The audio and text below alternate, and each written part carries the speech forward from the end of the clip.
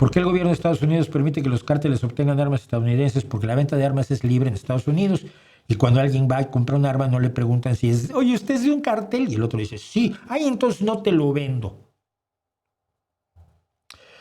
Y como las leyes en Estados Unidos hacen que la venta de armas sea libre, el gobierno de Estados Unidos no permite, simplemente no puede impedir. Para que lo impidiera sería necesario que se expidieran leyes para el control de la venta de armas, para la identificación de las personas que adquieren las armas y un montón de cosas que el Partido Republicano se ha negado a aprobar a lo largo de todos los años que existe Estados Unidos.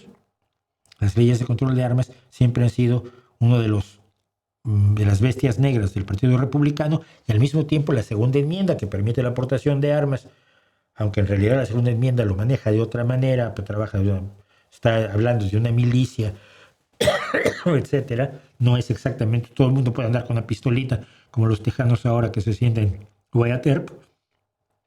La defensa de la segunda enmienda es una de las grandes palancas del Partido Republicano a lo largo de la historia.